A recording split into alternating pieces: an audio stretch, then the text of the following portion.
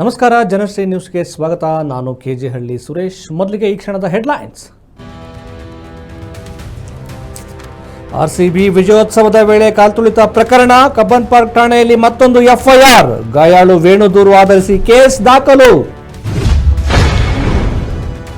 RCB ವಿಜಯೋತ್ಸವದ ವೇಳೆ ಕಾಲ್ತುಳಿತ case, ಇಂದಿನಿಂದ CID ಅಧಿಕಾರಿಗಳ ತನಿಖೆ ಶುರು. ಸಿಐಡಿ ವಿಶೇಷ ವಿಚಾರಣಾ ದಳದ ಎಸ್ಪಿ ಶುಭನ್ವಿತ ನೇತೃತ್ವ. ಕಾಲ್ತುಳಿತದಿಂದ 11 ಜನರ ಸಾವು ಕೇಸ್, ಸಿಎಂ ಡಿಸಿಎಂ ಗೃಹ ಸಚಿವರ ವಿರುದ್ಧ ಬಿಜೆಪಿ ನಿಯೋಗ ದೂರು. ಅಮಾಯಕರ ಸಾವಿಗೆ ಇವರೇ ಕಾರಣ ಹಾಗೂ ಸಾರ್ವಜನಿಕರ ಹಣ ದುರ್ಬಳಕೆ ಎಂದು ಉಲ್ಲೇಖ.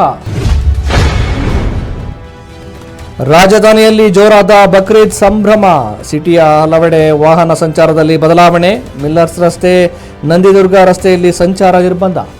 ಆರ್ಸಿಬಿ ವಿಜಯೋತ್ಸವದ ವೇಳೆ ಉಂಟಾದಂತಹ ಕಾಲ್ತುಳಿತ ಪ್ರಕರಣಕ್ಕೆ ಸಂಬಂಧಪಟ್ಟ ಹಾಗೆ ಬ್ರೇಕಿಂಗ್ ನ್ಯೂಸ್ ಲಭ್ಯ ಆಗ್ತಾ ಇದೆ. ಆರ್ಸಿಬಿ ವಿಜಯೋತ್ಸವದ ವೇಳೆ ಕಾಲ್ತುಳಿತ ಪ್ರಕರಣ, ಕಬ್ಬನ್ ಪಾರ್ಕ್ ಠಾಣೆಯಲ್ಲಿ ಮತ್ತೊಂದು ಎಫ್ಐಆರ್ ದಾಖಲಾಗಿದೆ.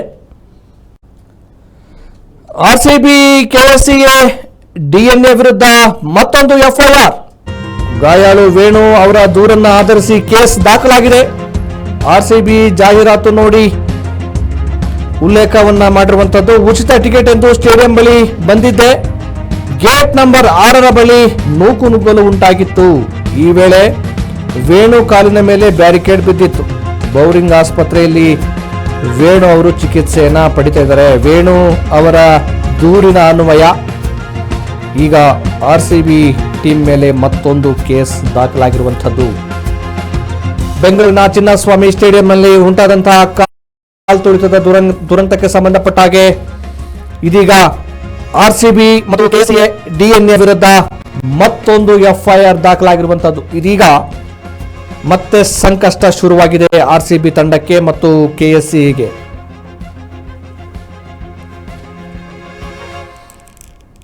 ಬೆಂಗಳೂರಿನ ಚಿನ್ನಸ್ವಾಮಿ ಸ್ಟೇಡಿಯಂನಲ್ಲಿ ನಡೆದಂತಹ ಕಾಲ್ತುಳಿತದ ಪ್ರಕರಣಕ್ಕೆ ಹೊಸ ತಿರುವುಗಳು ಈಗ ಉಂಟಾಗ್ತಾ ಇರುವಂತಹದ್ದು.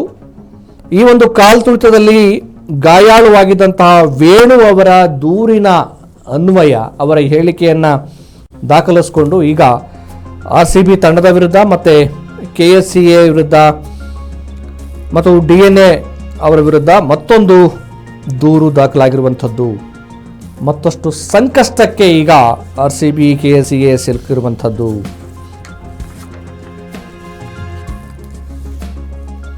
ಬೆಂಗಳೂರಿನ ಚಿನ್ನಸ್ವಾಮಿ ಸ್ಟೇಡಿಯಂನಲ್ಲಿ